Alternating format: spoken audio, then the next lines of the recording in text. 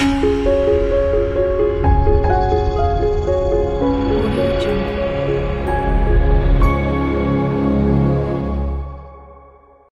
Guys, welcome back to my channel.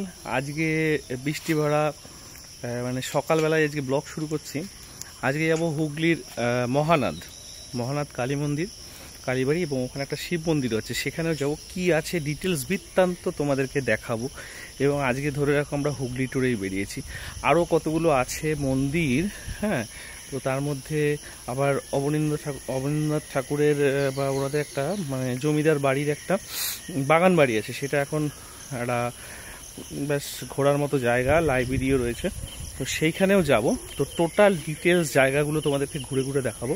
প্রায় 4টে spot আছে, তো যদি একটা পার্টে না হয়, বারবার করে বলছি, এখন পার্ট ওয়াইজ আমি দেখাবো। তো হুগলিতে যেহেতু বেরিয়ে গেছি, এখন এই বৃষ্টি ভেজা দিনে এখন ড্রাইভার আসছে, এখন এবার গাড়ি নিয়ে আমরা বেরিয়ে পড়বো। তো সঙ্গে থাকো, দেখতে থাকো, আশা করি তোমাদের ভালো লাগবে।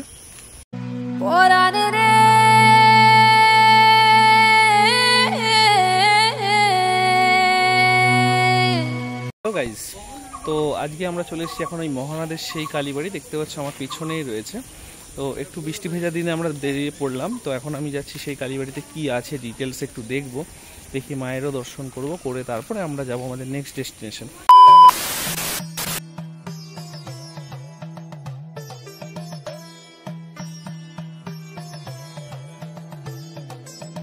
মহানাদ কালীবাড়িটি রয়েছে হুগলির মহানাদ গ্রামে। তখনকার সময় যে বীরেশ্বর নিয়োগী ছিলেন ওখানকার জমিদার, তার নাতি কৃষ্ণচন্দ্র নিয়োগী 1822 সালে এই মন্দিরটি মানে প্রতিস্থাপনের কাজ শুরু করেন, এবং 8 বছর লাগে এই মন্দিরটা তৈরি হতে। এবং এই মন্দিরের এক রটন্তী কালী পুজোয় সেই মন্দিরটি উদ্বোধন হয়, এবং এই মন্দিরটা অনেক জাগ্রত মন্দির, এবং এই মন্দিরটা এখনও নিয়োগী পরিবারের লোকই দেখাশোনা করেন। নিয়োগী পরিবারের যে প্রাক্তন সদস্য স্বপন কুমার নিয়োগী, তিনি এখন এই ভারপ্রাপ্ত রয়েছেন এই মন্দিরের। এই মন্দিরটা খুবই সুন্দর, এবং মন্দিরের চারিদিকে 4টে শিব আছে, মাঝখানে মাকে রাখা হয়েছে।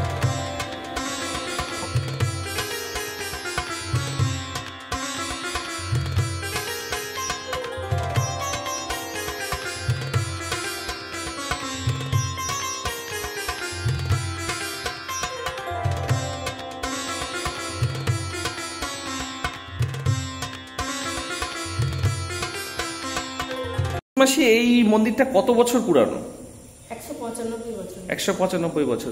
তার এখানে তো মায়ের মনে হয় নিত্য পূজাই হয়। হ্যাঁ, মায়ের নিত্য পূজা হয়, নিত্য আরতি, হোম, রোজ হোম হয়। কটা থেকে কোন টাইমে হয়?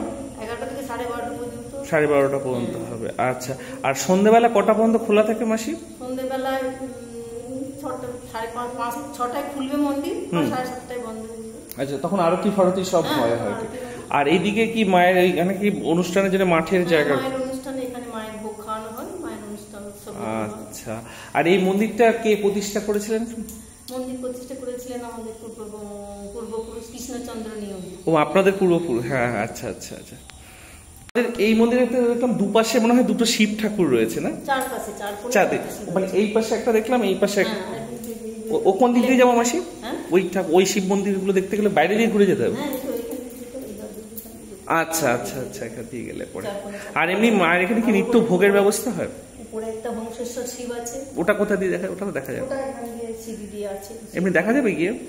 না, ব্রাহ্মণের সঙ্গে হলে ওঠা যায়। ও, তাছাড়া ওঠা যাবে না? আচ্ছা, ঠিক আছে। না, যেটা নিয়ম আছে, নিয়মের বাইরে তো আমরা যাবো। আচ্ছা, উপরে কি হংসেশ্বরী ইয়ে রয়েছে? হংসেশ্বর রয়েছে, আচ্ছা।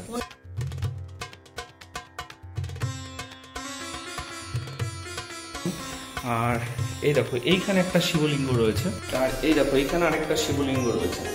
চারপাশে 4টে শিবলিঙ্গ। এই পাশে একটা শিবলিঙ্গ এইখানে দেখতে পাচ্ছ।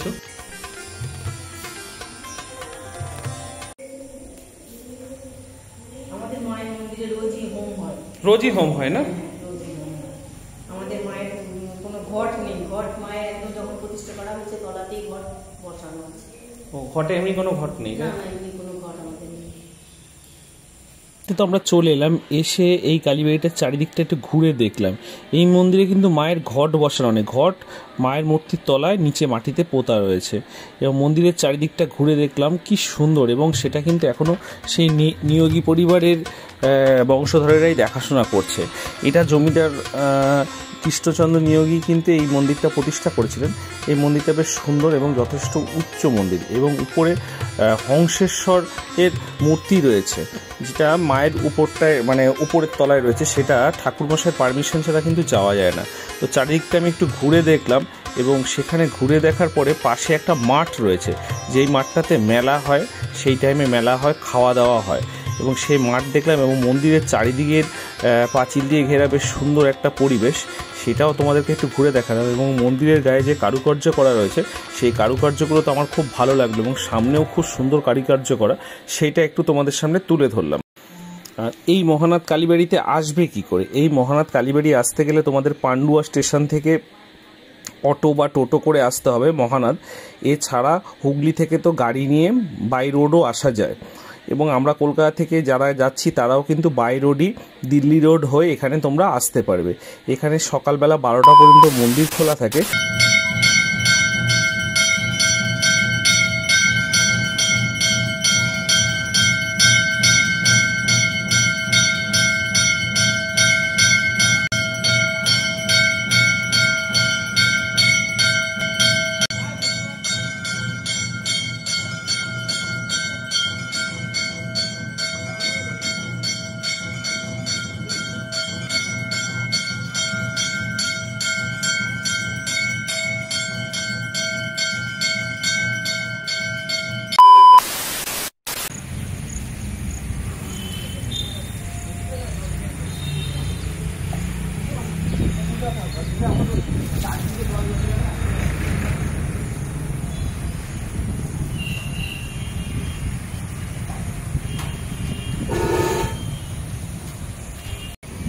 মায়ের মন্দির দেখলাম, সেখানে রয়েছে আবার জটেশ্বর শিব মন্দির, তার পাশে খুব জাগ্রত কিছুটা দূরে।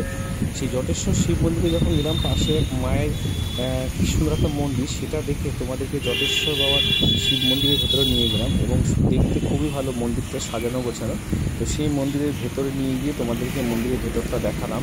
মন্দিরের পাশে একটা বট গাছ আছে, আর মন্দিরের সামনে দিয়ে সুন্দর রাস্তা দিয়ে আমরা ভেতরে ঢুকলাম। ঢুকে ভেতরে তোমার জটেশ্বর বাবার মন্দিরটা পুরো দেখালাম, ভেতরে বাবার মূর্তি দেখালাম। এই পর্যন্তই আজকের আমাদের এই ভ্রমণ যাত্রা রইল। এখানেই আমরা শেষ করছি আজকে আমাদের ভ্রমণ যাত্রা। যদি ভিডিওটা ভালো লেগে থাকে তো প্লিজ লাইক, শেয়ার, কমেন্ট করো, সাবস্ক্রাইব করো আমার চ্যানেলটা। দেখা হচ্ছে নেক্সট কোনো ভিডিওতে। আজকের জন্য টাটা।